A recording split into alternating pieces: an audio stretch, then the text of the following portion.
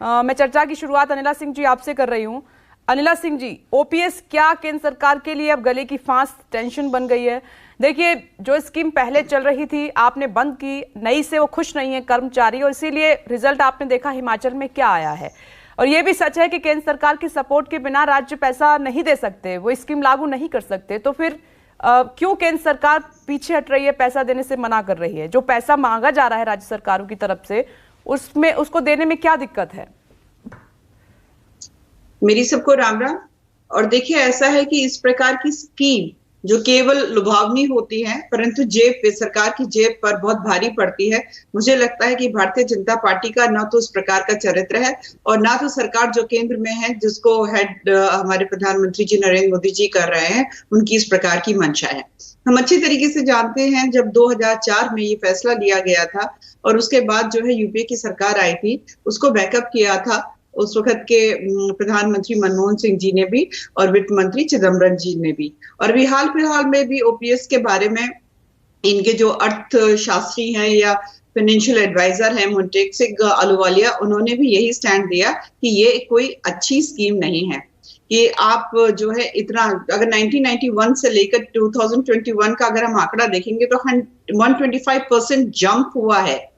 तो इतना ये जो रेवेन्यू है, ये कहाँ से लेकर आएंगे? हिमाचल प्रदेश में जो रेवेन्यू है उसका 80% जो है वो पेंशन में चला जाता है। तो ये कहाँ से लेकर आएंगे? अगर हम पंजाब की अगर हम बात कर लेते हैं, छत्तीसगढ़ की, तो तकरीबन 25% चला जाता है। बिहार का देखें तो 59%, असम का देखें तो 40%। ये ह्यूमंगस अमाउंट है।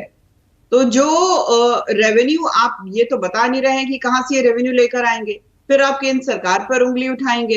अगर आप इस प्रकार की योजना को अपने राज्य में चलाना चाहते हैं तो क्या है कांग्रेस ओपीएस पर नहले पर दहले देंगे? देखिए, मोदी सरकार का यूपीएस यानी यूनिफाइड पेंशन स्कीम।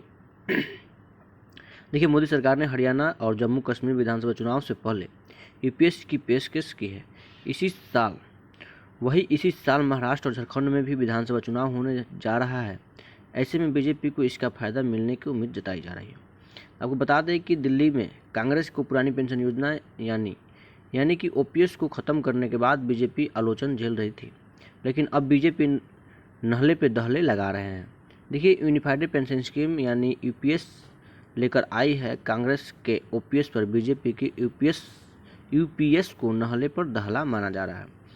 इसका बीजेपी को फायदा मिल सकता है। देश के दो राज्य हरियाणा और जम्मू कश्मीर में विधानसभा चुनाव होना है। इससे पहले सरकार की ये पेंशन स्कीम पोस्ट को भुलवाने में कुछ हद तक जरूर कामयाब हो सकती है। देखिए, पुरानी पेंशन योजना यानी ओपीएस को ख़त्म करने के बाद से ही केंद्र सरकार देश भर में आलोचना झेल रही थी। देखिए, नरेंद्र मोदी सरकार ने शनिवार को यूनिफाइड पेंशन स्कीम या यूपीएस को मंजूरी दे दी है, जो अगले वित्तीय वर्ष यानी वित्तीय वर्ष 25 से 26 से लागू हो जाएगी। बता दें कि 23 लाख कर्मचारियों के लिए यूपीएससी यानी एनपीएस में कौन से बेहतर स्पॉट होगा। देखिए, यूपीएस एनपीएस का मिश्रण। यूपीएस की सबसे बड़ी खासियत यह है कि इसमें ओल्ड पेंशन स्कीम यानी ओपीएस और नेशनल पेंशन स्कीम एनपीएस की चुनिंदा खासियत भी शामिल है। कांग्रेस सरकार में लागू की गई ओपीएस की तरह यूपीएस में भी निश्चित पेंशन सुनिश्चित की जाएगी, जिससे कर्मचारी को रिटायरमेंट के बाद आर्थिक परेशानी नहीं झेलनी पड़ेगी। देखिए, पेंशन मुद्रास्फीति इंडेक्सन, महंगाई राहत और रिटायरमेंट पर ग्रेजुएट के अलावा एक मुश्त भुगतान 50% निश्चित पेंशन वाले यूपीएस की पेशकश कर बीजेपी सरकारी कर्मचारी से राजनीतिक फायदे की उम्मीद कर रही है। देखिए, दिल्ली में फरवरी में चुनाव होने हैं। ऐसे में सरकारी कैडर बीजेपी के लिए वोट बैंक साबित हो सकता है। देखिए, यूपीएससी में क्या मिलेगा।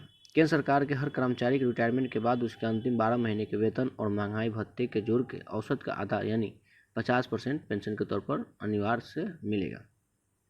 देखिए, निश्चित पेंशन के अतिरिक्त निश्चित फैमिली पेंशन, निश्चित न्यूनतम पेंशन यानी मुद्रास्फीति इंडेक्सन, महंगाई राहत तथा रिटायरमेंट पर ग्रेजुएट के अलावा एक मुश्त भुगतान भी मिलेगा। ओपीएस में क्या था? देखिए, ओपीएस में क्या था इसके बारे में पूरी जानकारी। पुरानी पेंशन योजना यानी ओपीएस के अंतर्गत केंद्र और राज्य कर्मचारी को उनकी अंतिम बेसिक सैलरी का आधा यानी 50% पेंशन के तौर पर दिया जाएगा। देखिए, महंगाई से राहत के लिए डीए को भी शामिल किया गया था। यही नियम यूपीएस में भी तय किया गया था, यानी जब भी सरकार महंगाई भत्ता बढ़ाएगी, रिटायर्ड हो चुके कर्मचारियों को भी मिलेगा। ओपीएस के तहत ग्रेजुएट भी दी जाती थी, यूपीएस में भी बरकरार रखी गई है। देखिए, ओपीएस पर कांग्रेस ने बीजेपी को खूब घेरा। बता दें कि हाल ही में हुए विधानसभा चुनाव में कांग्रेस ने ओपीएस की बहाली की मांग को बीजेपी को हराने के लिए एक राजनीतिक छड़ी के रूप में इस्तेमाल किया गया था। हिमाचल में कांग्रेस को इसका खूब फायदा मिला। हालांकि कांग्रेस मध्य प्रदेश में ऐसा करने में कामयाब नहीं थे। देखिए, मध्य प्रदेश में लोकसभा विधानसभा चुनाव दोनों चुनाव में बीजेपी को शानदार जीत हासिल हुई। हालांकि लोकसभा चुनाव में यह कोई मुद्दा नहीं था। बता दें कि यूपीएस का बीजेपी को मिलेगा फायदा।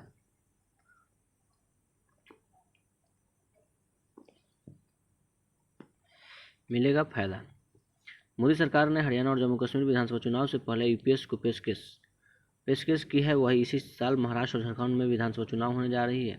हालांकि कांग्रेस ने विधानसभा चुनाव में ओपीएस की जोरदार वकालत की थी, लेकिन राजस्थान और मध्य प्रदेश और छत्तीसगढ़ में चुनाव झटके के बाद ओपीएस पर चुप रही और लोकसभा चुनाव घोषणा पत्र में इसका जिक्र तक नहीं किया गया। देखिए, ओपीएस पर कांग्रेस ने की भी भ्रम की राजनीति। केंद्रीय मंत्री अश्विनी वैष्णव ने योजना पर कैबिनेट के फैसले के बारे में विस्तार से बताते हुए कहा कि कांग्रेस ओपीएस को हिमाचल और राजस्थान चुनाव में बड़ा मुद्दा बनाएगा, लेकिन राज्यों में इसे कभी लागू नहीं किया गया। तो उन्होंने आरोप लगाया कि कांग्रेस हमेशा ही कर्मचारी के प्रति असंवेदनशील रही है, जो कि हिमाचल और राजस्थान में दिखाई देती है। पार्टी ने दोनों राज्यों में वादे किए गए, लेकिन ओपीएस को लागू नहीं किए गए। उम्र पैदा करने की उनकी राजनीति एक बार फिर से जताई जा रही है। वीडियो कैसा लगा? अच्छा लगा तो प्लीज चैनल को सब्सक्राइब जरूर कीजिएगा।